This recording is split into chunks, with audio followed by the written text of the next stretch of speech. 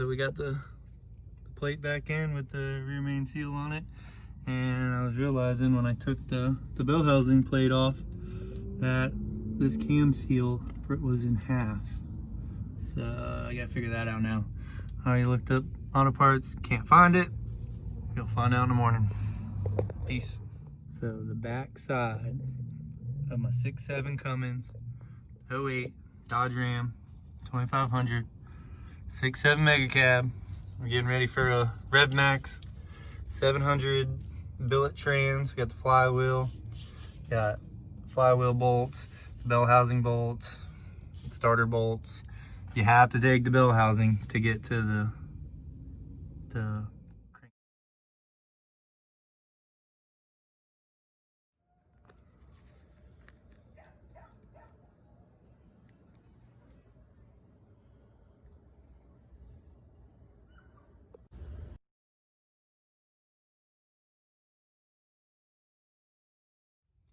Then when it comes to removing the trans cooler lines, you had to pop the white caps off that were sitting around the edge, and then these are the retaining clips that are in the little quick release on the side of the transmission.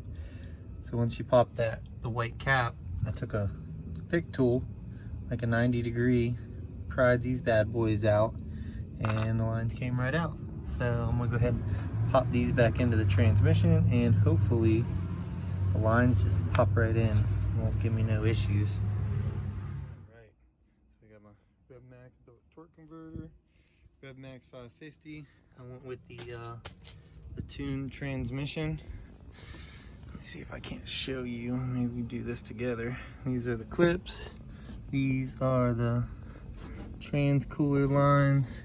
You can see there's like threaded rods on each side, and then it should just pop right in. Nope, I got it 90-degree off, so I gotta try to fix this.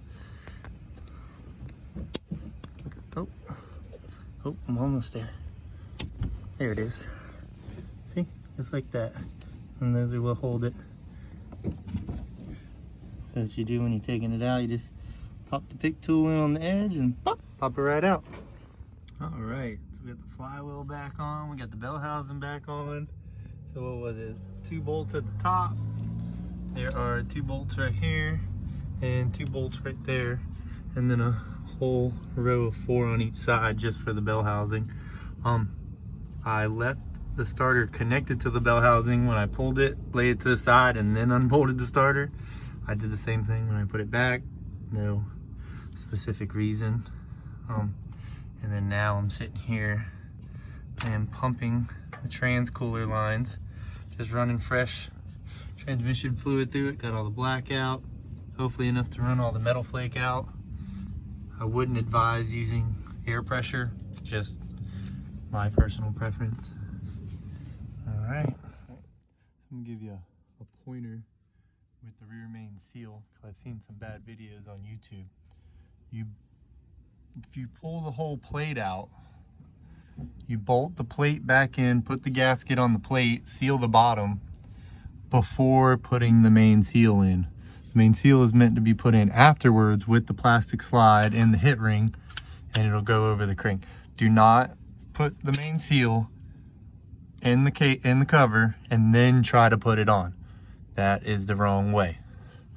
Bolt the cover up first with the gasket, seal the bottom nice and good, make sure it's on, and then come over with your rear main seal and tap it on in the end. And then this has a stop ring that it'll set the depth just right for you. So pointer, don't mess up. So if anyone wants to know how pissed off I am, this is not a video from the other day.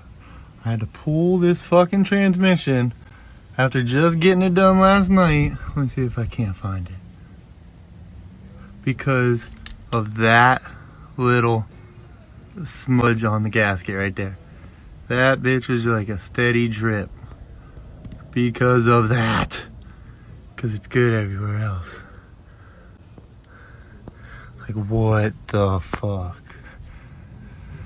But we almost done.